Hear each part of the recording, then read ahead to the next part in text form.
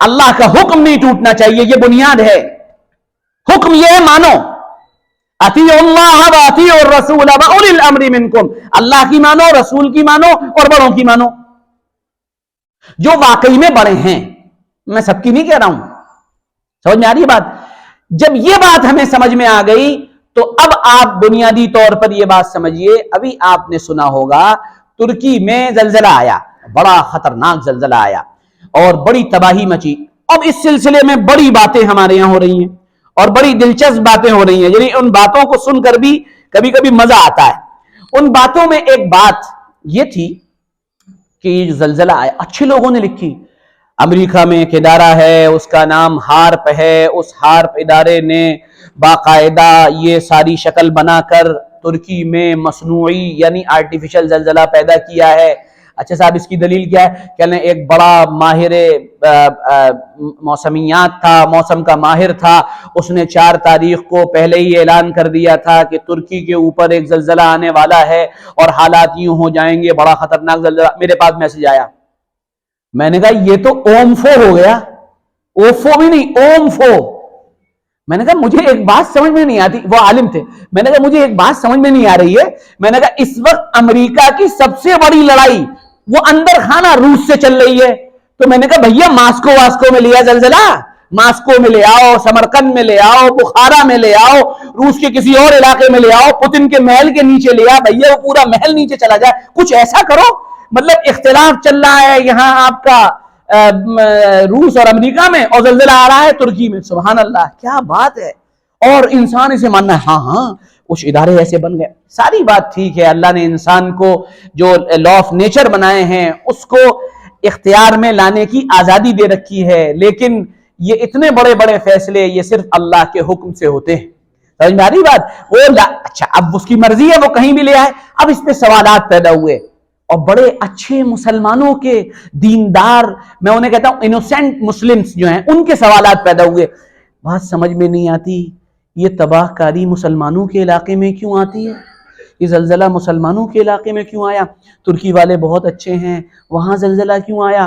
فلانا یہ ہے، وہاں ایسے کیوں ہوا؟ یہ ساری باتیں، اس طرح کے اعتراضات اس سے پہلے بھی ہوئے۔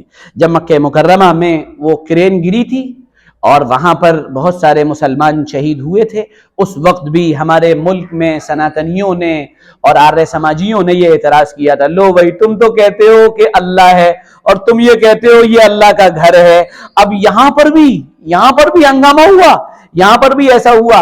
اور ایک جو اگلا اعتراض ہے وہ یہ ایک ملحد نے کیا، چیز جو مسلمان نام سے ہے، اس نے یہ اعتراض کیا کہ ایک آدمی نے سویڈن میں قرآن پاک جلایا اور اللہ تعالیٰ نے زلزلہ ترکی میں بھیجا۔ اس نے یہ سوال کیا۔ اب یہ سارے سوالات کیوں پیدا ہو رہے ہیں؟ وجہ یہ ہے کہ دین کو اصل اعتبار سے ابھی ہم نے سمجھا ہی نہیں ہے۔ دین اصلاً ہے کیا، یہ ہمیں سمجھ میں نہیں آیا ہے۔ یاد رکھیے اللہ تعالیٰ نے اپنے دین کے بارے میں اور اپنے بارے میں جو باتیں کھل کر فرمائی ہیں ان میں یہ ہے یفعل ما یشاء ویختار، وہ جو چاہے کرے اور سب کچھ اسی کے اختیار میں، کوئی کچھ نہیں کر سکتا۔ وہ جب جس طرح چاہے جو چاہے کر دے اور کوئی اس سے پوچھنے والا نہیں، لا یسأل اما یفعل وہم یسألون، تم سوال بھی نہیں کر سکتے، تم پوچھ بھی نہیں سکتے اللہ کی مرضی۔ اچھا صاحب پھر یہ بتائیے مولانا صاحب یہ سب ہو کیا رہا ہے؟ جب ایک ایمان والا عقل معاش کو سامنے رکھ کر اس دنیا کے اندر پیدا ہونے والے مسائل کو سوچنے کی کوشش کرے گا اور اسے حل کرنے کی کوشش کرے گا، اس کی یہ عقل معاش یہ اس کو ناکامیوں کے گڑھوں میں اور ناکامیوں کے سمندر میں لے جا کر ڈال دے گی۔ اور جب ایک بیدار مغز انسان، جب ایک زبردست عقل معاد رکھنے والا انسان، وہ انسان جس کی عقل دین کے تابع ہے اور جو اپنی عقل سے ہی فیصلے نہیں لیتا بلکہ عقل کو چلانے میں ڈرائیور شریعت کو بناتا ہے اور یہ کہتا ہے کہ اس میں رب کا حکم دیکھیں پھر اپنی عقل کا استعمال کریں، تب جا کر یہ گتھیاں سلجھتی ہیں۔ وہ آدمی کیا کہتا ہے؟ یہ کارخانہ اللہ تعالیٰ کا بنایا ہوا ہے، اس کے مالک اور خالق اللہ ہیں، وہ جو چاہے کریں۔ تمہیں اگر دنیا میں مسلمان ہوتے ہوئے، اللہ کا نام لیتے ہوئے، تمہیں اللہ کے حکم کو پورا کرتے ہوئے، تمہیں سجدے کرتے ہوئے، تمہیں تلاوت کرتے ہوئے، تمہیں ذکر کرتے ہوئے، خیرات کرتے ہوئے، اللہ کا نام لیتے ہوئے تمہیں اگر کبھی کوئی تکلیف آئی، مان لو تم اپاہج ہو گئے، مان لو تم مر گئے، تمہاری اولادیں مر گئیں، تمہارا پورا شہر تباہ ہو گیا، تو یہ مت سوچو کہ یہ ہماری ناراضگی کی نشانی ہے۔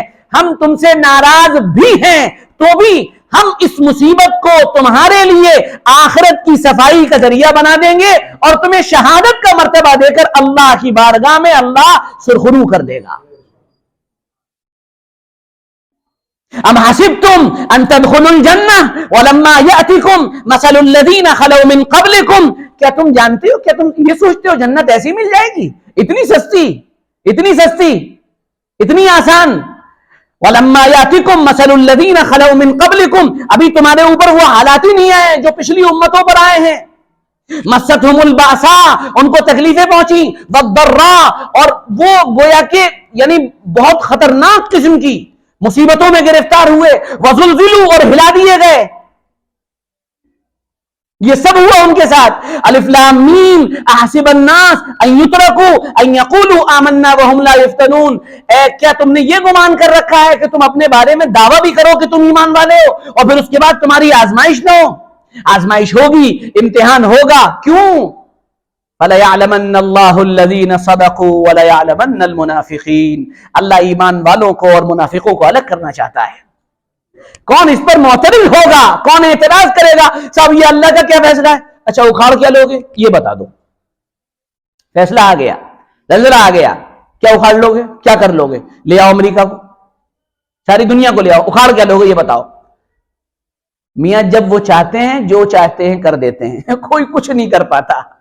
سمجھ میں آ رہی بات؟ تو یہ جو کچھ ہے اس کے سلسلے میں یہ بات خوب یاد رکھیں اور اچھی طرح یاد رکھیں، یہ اللہ کا فیصلہ ہے اور اللہ اس کے بدلے میں کس کو کیا کہہ دیں گے آپ اندازہ لگائیے۔ ایک بات حضور صلی اللہ علیہ وسلم نے ارشاد فرمایا، ایک آدمی، ایک ایمان والا، اس کے پیر میں کانٹا چبھ جاتا ہے، اللہ اس کی وجہ سے اس کے گناہوں کو معاف کر دیتے ہیں۔ ایک دن کا بخار انسان کے گناہوں کا کفارہ ہے۔ اب بخار میں کیا ہو رہا ہے؟ گھر میں لیٹے ہی تو ہوا ہے، کون سے اس نے بہت ہل چلا لی ہیں، تکلیف ہو رہی ہے، درد ہو رہا ہے، گناہوں کا کفارہ بن گیا۔ پیر میں ٹھوکر لگی، گناہوں کا کفارہ بن گیا۔ تکلیف آئی، گناہ معاف ہو گئے۔ یہ صرف پریشانی تھوڑی تھوڑی سی آنے پر ہے، اور جب اللہ جان لے لے، اور جان دی ہوئی بھی تو اسی کی تھی، حق تو یہ ہے کہ حق ادا نہ ہوا۔ ہماری جان کس کی ہے؟ وہ تو پہلے ہی کہہ چکے ہیں، سودا ہو چکا ہے، وہ تو پہلے ہی ارشاد فرما چکے ہیں، ہم نے تمہارے جان اور مال کو جنت کے بدلے میں خرید لیا ہے۔ ان اللہ اشترى من المؤمنین انفسهم واموالهم بان لهم الجنہ، ہم تو بکا ہوا مال ہے، بکے ہوئے مال کہیں دوبارہ نہیں بکتے ہیں، جو کسی کی ملکیت میں چلا گیا اب مالک کا پورا حق ہے، زندہ رکھے، مار دے، ختم کر دے، لے لے، بلا لے، رکھے، اپاہج کر دے، آنکھیں لے لے، کچھ بھی کر دے، یہ سب اسی کی دین ہے، اسی کی عطا ہے۔ جس کی نگاہ یہاں پر ہوگی اس کے لیے دنیا کے اندر آنے والے بڑے سے بڑے حادثات یہ کوئی معنی نہیں رکھیں گے، وہ اپنی جگہ سے ہلے گا نہیں، ٹس سے مس نہیں ہوگا۔ افسوس ضرور ہوگا، افسوس ہونا فطری چیز ہے، وہ ہوگا، تکلیف ہونا فطری چیز ہے۔ وہ ایک ویڈیو وائرل ہوا، میں نے تو نہیں دیکھا، تھوڑا سا دیکھا تھا، اور کیا یقین ہے ان لوگوں کا، کیا یقین ہے ان لوگوں کا، شام کے علاقے میں زلزلے میں ایک چھوٹی سی بچی پھنسی ہوئی ہے اور وہ اوپر دبی ہوئی ہے اور اس کا نکلنا مشکل ہے، وہ نیچے اپنے باپ کو آواز دے رہی ہے، بابا بابا، اور اس کا باپ کیا کہہ رہا ہے، بول لا الہ الا اللہ محمد رسول اللہ۔ یہ کون لا الہ الا اللہ محمد رسول اللہ، کون لا الہ الا اللہ محمد رسول اللہ؟ پتہ یہ چلا، ہمیں پیغام اور میسج یہ دیا گیا کہ تمہارا کام اللہ کے کلمے کی سربلندی ہے، یہ کرتے کرتے مر جاؤ کوئی بات نہیں، آئے اسی کے لیے تھے۔ یہ نغمہ فصل لالو گل کا نہیں پابند، بہار ہو کے خزاں لا الہ الا اللہ۔ کہ جی کام کرنے میں پریشانیاں بہت آتی ہیں، ہم کلمے کی محنت، اپنی محنت کرتے ہیں، ہم عقیدے کی محنت کرتے ہیں، دعوت کی محنت کرتے ہیں، تبلیغ کی محنت کرتے ہیں، لوگوں کے پاس جاتے ہیں، بڑے لوگ ایسے ملتے ہیں کہ یوں مل جاتے ہیں کہ فلاں یہ کرتا ہے اور فلاں یہ کرتا ہے۔ جواب یہ ہے گرچہ بت ہیں جماعت کی آستینوں میں ہیں، گرچہ بت ہیں جماعت کی آستینوں میں، مجھے ہے حکم اذان لا الہ الا اللہ، میرا کام ہے یہ کرنا، میں کرتا رہوں گا۔ جب یہ سوال آپ سے کوئی کرے کہ زلزلہ وہاں آیا اور تمہارے مسلمان ملک میں آیا تو تمہارے اللہ نے کیا کیا، آپ اس کو جواب دیں۔ میں نے نکالا تھا اور بہت مزیدار بات ہے، جاپان میں 65% ایتھیسٹ رہتے ہیں، یعنی خدا کے منکر رہتے ہیں، خدا کو نہیں مانتے۔